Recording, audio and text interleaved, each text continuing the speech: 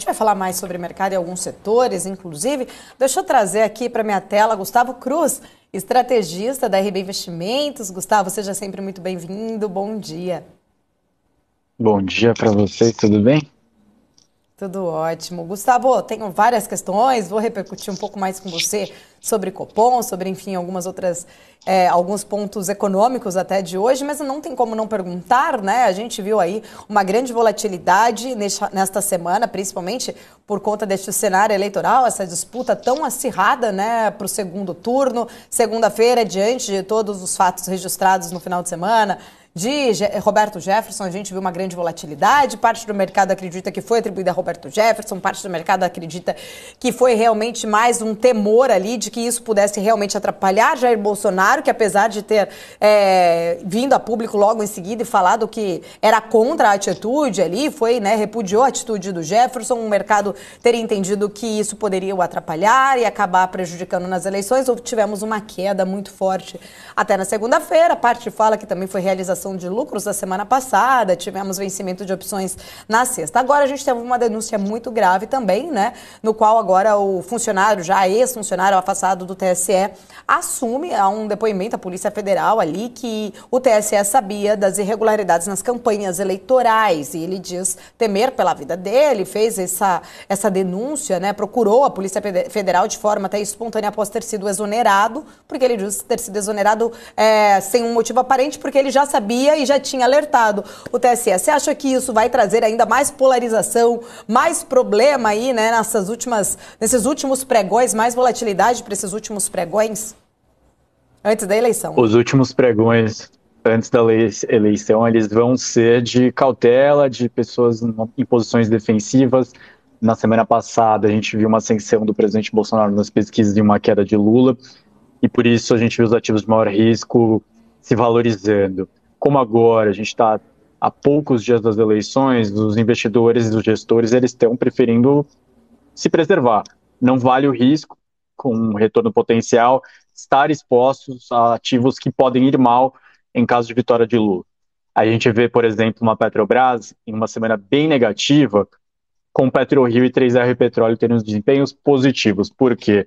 Porque entendem que uma interferência maior em um possível governo Lula afetaria o retorno para os acionistas da Petro. Mesma coisa com o Banco do Brasil em relação aos seus pares, outros bancos aqui no Brasil. Portanto, as estatais estão sendo mais descontadas, mesmo com um cenário até positivo para o setor delas. E isso está diretamente relacionado com as eleições. Até segunda-feira, dificilmente a gente vai ver investidores querendo se arriscar. E o contexto eleitoral só mudaria se realmente as pesquisas de hoje, de amanhã, mostrassem uma ascensão ainda mais forte de Bolsonaro, do que a gente vê assim, nas pesquisas com o mercado financeiro, que eles entendem que o potencial de valorização, por exemplo, do Ibovespa, ele é maior com Bolsonaro do que com Lula. Ao contrário do que a gente viu em outras disputas, onde era totalmente contrário, agora a gente vê só uma diferença de potencial de ganhos. Inclusive, né, realmente acho que aí é uma semana bem difícil, uma semana aí que o investidor também tem outros pontos para olhar, não só o nosso cenário interno, cenário macro, temos Copom hoje. Queria entender também um pouquinho da sua visão em relação ao que esperar do Copom, né? Você acredita aí, como o restante do mercado tem apostado, numa manutenção da taxa de juros?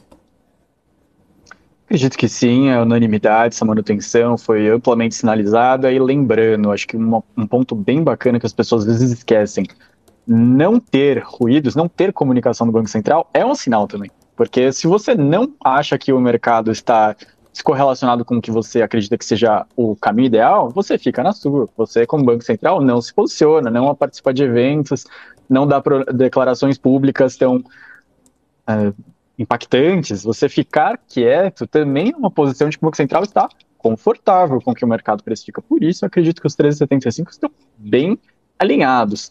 O que tem que olhar no Copom? Será que algum dos membros do Copom vai colocar na discussão quando é o momento ideal de corte? Talvez isso não apareça hoje no comunicado, mas pode aparecer na ata semana que vem. Isso já seria uma discussão interessante que não está precificada no mercado. Por enquanto, acho que não vai aparecer. Mas, de qualquer forma, vale a pena ler a ata muito por conta disso. Pode ser que um dos membros falem sobre isso. E como você colocou, Paulo, realmente é uma semana muito cheia de eventos. Como a gente estava vendo agora com o Will, semana das mais cheias de balanços corporativos nos Estados Unidos, aqui no Brasil começando a ganhar ritmo também, vários indicadores aqui no Brasil, nos Estados Unidos, tudo isso antes das eleições para deixar o ambiente ainda mais volátil. Vamos lá, né? São muitas questões aí que o investidor tem que ficar de olho. Eita semaninha, hein? Eita ano de 2022. Gustavo, deixa eu trazer o Marco Saravalli aqui para nossa conversa também. Antes de eu continuar aqui com as minhas perguntas, fica à vontade, Marco. Bom dia, Gustavo. Bom dia, tudo bom? Bom dia, Marco. Tudo bem e você? Tudo certo. Até querer entender um pouco com você, a gente tem visto falar aqui em termos de política, né? De forma que a gente tenta trazer sempre lógico para o impacto nos investimentos. E o investidor tem feito essa mudança, talvez esse impacto, e entender justamente como é que vocês têm lido. A gente viu uma volatilidade grande na Petrobras, Banco do Brasil. Hoje, particularmente, resultado do Santander decepcionou de uma forma geral, acho que o mercado, e tem trazido o setor de bancos como um todo para baixo. Mas o quanto, né, você acredita realmente que deve ser fatores políticos ao longo dessa semana? A gente deve continuar vendo, talvez um estresse ou uma volatilidade, quando a gente diz volatilidade, não necessariamente que vai cair, mas oscilar mais. E essas ações mais ligadas, de alguma forma, a governo, seja ele de capital misto, são empresas estatais, né? Como é que você vê esse desempenho ao longo, não só necessariamente dessa semana, mas também depois da semana que vem, né? Como é que você tem sugerido o investidor aí na RB em relação a esse tipo de importância na sua carteira, né? Porque olhando pelo menos para os investidores institucionais, nós tivemos dois movimentos, né? Muita gente diminuiu posição, mas na segunda-feira, após o primeiro turno, as ações subiram, né? Será que a gente pode ter essa reação na segunda-feira? Enfim, é uma série de dúvidas. A gente acaba esbarrando em questões políticas, naturalmente, né? Mas o importante aqui também é a gente sempre tentar trazer para o lado do investidor, né? Como que a gente se sente, né? Qual que é a melhor decisão realmente no meio de tanta informação, né? E aqui, lógico, a gente tenta passar todas as informações com fontes, né? Com segurança, mas no meio de tanta informação que a gente recebe nos grupos do WhatsApp, enfim, outras redes sociais, a gente acaba tendo menos conforto para tomar decisão, né? Então, será que esse é o sentimento, né, nesse momento? Perfeito, Marco. Eu acredito que para o investidor, quem já está posicionado, é uma semana muito ingrata de você fazer movimentos, de se desfazer numa queda forte dessas empresas, até porque a gente não sabe exatamente qual vai ser o discurso de Lula ou Bolsonaro no pós-eleições. Acho que a gente já tem uma visão mais clara, talvez, de uma continuidade de um eventual governo Bolsonaro. De Lula segue muito incerto, pensando naquilo que tange muito o mercado financeiro, que é, Lula venceu, quem é a equipe econômica de Lula? Que a gente conversa muito com os gestores que estão sendo distribuídos na nossa plataforma, os fundos, é que eles entendem que as estatais, elas, caso o Bolsonaro vença, teriam um potencial de valorização interessante. Caso o Lula vence, talvez elas estejam sobrevalorizadas e eles se desfazeriam dessas posições nessas empresas. Portanto, pode ser que elas caiam mais de fato. Então, o que a gente disse muito durante esse segundo semestre foi: não vale a pena a relação risco-retorno para as estatais agora. Existem empresas que estão mais desvalorizadas que essas estatais, que vão dar retornos interessantes, como estão dando se você pegar o intervalo, a amostra do semestre. Marco, você colocou do Santander, eu acho bem legal, que você sempre me pergunta de câmbio aqui, e o Santander, ele vai de uma forma bem curiosa agora para câmbio nesse final de ano, porque o resultado do Santander é algo que a gente cantou essa bola aqui em interações desde 2020. Santander quis fazer uma expansão para ganhar market share bem agressiva, mas a gente sabia que a conta ia vir. A conta está chegando desde o começo desse ano, enquanto o Bradesco e Itaú foram mais cautelosos, fizeram mais provisões e estão tendo retornos mais interessantes. Mas eu te devolvo a pergunta, Marco, porque no final de ano a gente sabe que essas empresas que são filiais, né, de empresas lá fora, coloco a Telefônica aqui também, elas são conhecidas por enviar remessas de lucro nesse final de ano. Mas se o Santander foi pior, será que então a precificação de um dólar mais desvalorizado, porque essas empresas precisam enviar esses recursos para fora, será que então o dólar seria mais valorizado, dado que o resultado foi pior? Acho que a gente está passando por um cenário que existem fatores nunca antes vistos, né, nessa trajetória, né? Como a gente está falando aqui, por exemplo, a valorização essa questão das moedas, né, os resultados dos bancos, mas eu fiquei surpreendido em relação ao Santander, talvez pelo até o excesso de conservadorismo, né, Gustavo, em relação ao resultado do banco em si. Mas com certeza a gente deverá ver, acompanhar, né, esse fluxo aí de remessa dos bancos, de outras companhias para fora, isso naturalmente. Mas eu acho que felizmente, pelo menos a gente olhar para Santander e outros ativos, o Brasil continua sendo um dos melhores ativos, pelo menos nesse ano de 2023, né? Mesmo com todo esse desafio, olhar um pouco para comparar, o ROI, na rentabilidade do banco, beleza, caiu, o mercado está reagindo negativamente, mas continua sendo talvez uma das melhores rentabilidades operacionais do banco ao redor do mundo, né? Então tem algumas operações brasileiras que se destacam e provavelmente eu concordo com você, a gente vai continuar remetendo alguns recursos, acelerando essa remessa de recursos, até porque as operações estão bem, né? Estão gerando lucro, estão gerando resultados, né? Mas Gustavo, só para complementar a questão aqui do Santander, será que isso já é uma prévia para os demais bancos, né? Lembrando que o Santander é o pioneiro aí, o primeiro que divulga resultado antes dos demais bancos. Será que já é vamos ver o mesmo sentido em Bradesco, Itaú e Banco do Brasil, que são os principais abertos? Ou o Santander ele está realmente tomando alguma medida mais conservadora? E tem o terceiro ponto também, que acho que teve também um movimento de tomada um pouco de risco ali na tesouraria, né, do Santander e outros bancos, que gerou resultado positivo lá atrás, que agora começa a se traduzir num resultado negativo, né? Então, por exemplo, você tomar risco ali num pós-fixado ou numa inflação, enfim, talvez tenha se traduzido também em retornos que eles chamam aí de ativos com mercado, enfim, que acabam impactando no resultado negativo na tesouraria. Então, são duas perguntas, né, só para a gente complementar aqui e fechar a questão do Santander. É uma prévia já para os demais bancos? E segundo, será que o banco tomou um risco, trouxe um resultado a mais na tesouraria, que agora está sendo impactado negativamente? Será que esse foi o grande catalisador para essa decepção no ROI nesse trimestre? Então, só para a gente complementar aqui a parte dos bancos. Perfeito. Então, das duas perguntas. A primeira, a questão dos outros bancos. Imagino que Itaú e Bradesco, inclusive Banco do Brasil, devem ter resultados melhores, de novo, porque fizeram um dever de casa, se precaveram um pouco mais durante os últimos anos e devem ter resultados. O Banco do Brasil, com o agro tendo destaque desde o ano passado, com certeza, lembrando que o Banco do Brasil ele tem uma linha de crédito direcionada para o agro bem relevante, sem o balanço, e isso deve trazer um resultado um pouquinho mais interessante. Pensando também que essas empresas, né, os grandes bancos, eles estavam sendo penalizados em valuation nos últimos anos por conta da ascensão das fintechs, que com os juros sendo reprecificados, se a gente pensar do último trimestre para cá, no último divulgação de resultado do trimestre do segundo tri, a precificação era que os juros nos Estados Unidos iam ficar em 3,25. Agora a gente está falando em 5. Isso faz diferença para a captação das fintechs. Agora, indo para a segunda parte da pergunta, falando das tesourarias, Marco, a gente está vendo, sabe que os bancos agora estão com custo de captação mais caro, mas isso vai se revertendo para ano que vem, quando a gente começar a ter corte de juros, as tesourarias vão ter um impulso muito grande no ano que vem para resultados. Se esse ano está negativo, no ano que vem vai ser bem positivo, e esses bancos, como a gente está fazendo as projeções do que vai acontecer com eles adiante, acho que vai ser um ano bem promissor novamente para eles, tudo mais constante. Tá ótimo. Gustavo, deixa eu fazer uma outra pergunta aqui, né? A gente estava mais cedo falando com o Will, inclusive, falando um pouco mais sobre o cenário lá nos Estados Unidos. Aí teve...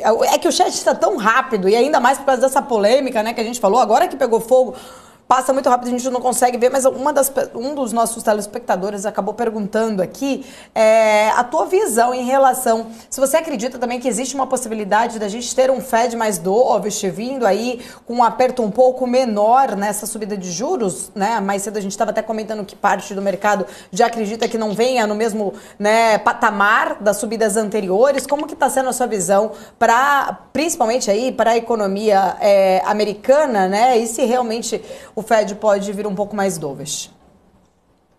Acredito que para novembro não, já está bem precificado pelo mercado que vai realmente ter essa alta para 4%, está mais de 90% precificado pelo mercado. Para dezembro, que realmente ficou meio dividido, e a gente não sabe quando que eles vão começar a pisar no freio, e reduzir o ritmo.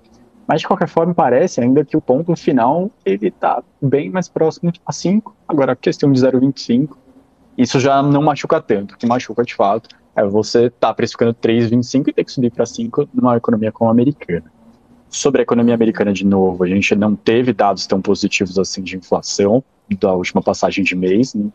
Os dados, eles, por mais que a inflação como um todo cheia esteja desacelerando, se a gente tirar os choques de alimentos e energia, eles subiram de 6,3 para 6,6. Isso é mais que 3 vezes a meta de inflação americana. O que a gente pode ter de posição dovish, vamos dizer assim, do FED ano que vem? É o FED começar a discutir, talvez, em 2023, será que faz tanto sentido a gente mirar só 2% de meta?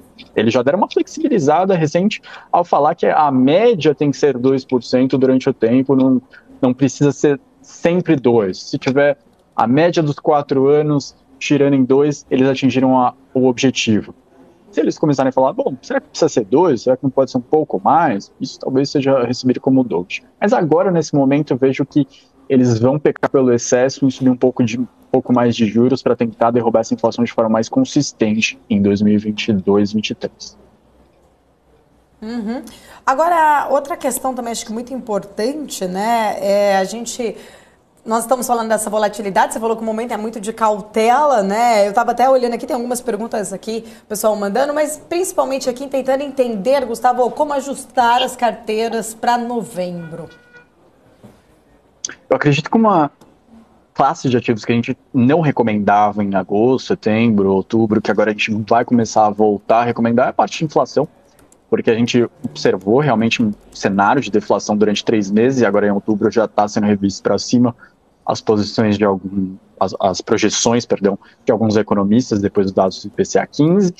A gente sabe que o final de ano é um período de inflação maior. Por quê? É aquele momento que donos de salão de beleza, professores autônomos, eles pegam a inflação do ano e falam, bom, vou reajustar em tantos por cento o meu serviço. Acho que agora é o momento, dado que eu tive esse custo mais alto ao longo do ano. Isso já alimenta um pouco a inflação, é um momento de compras maiores, gastos maiores, recebimento de 13º. Então, provavelmente, a gente vai ter os preços acelerando um pouquinho mais no final de ano. Essa classe de ativos volta, com certeza, para casa. O outro ponto é como vai ser o pós-eleição. Então, depois de domingo, a gente vai sentar na RB, acho que a maior parte das gestoras que a gente conversa também vão sentar.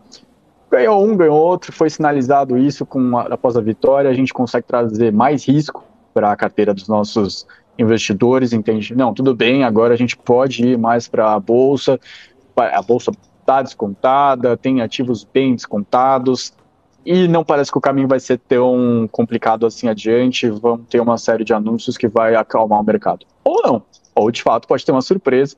A gente sabe que existe uma régua, por exemplo, de potenciais ministros de um potencial governo Lula.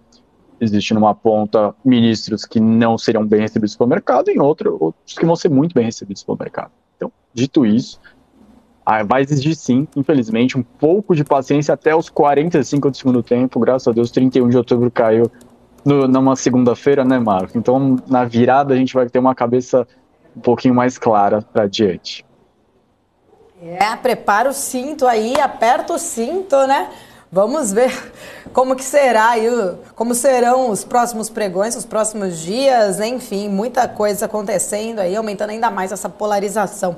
Obrigada, sempre um prazer falar contigo, Gustavo. Até semana que vem com um cenário totalmente diferente, por sinal, podendo ser diferente ou não, né? Mas um cenário, pelo menos, o que o mercado não gosta é de incerteza. Pelo menos com uma definição, pode ser que a gente tenha aí realmente, né, uma semana menos conturbada na semana que vem. Provavelmente sim. Acredito que depois de meses, até anos antecipando essa eleição, ela chegou. E agora, na semana que vem, a gente vai conseguir traçar cenários, que é isso que facilita muito a nossa vida aqui de projeções. Tá certo. Obrigada, Gustavo Cruz. Tchau, tchau. Até mais. Até mais. Momento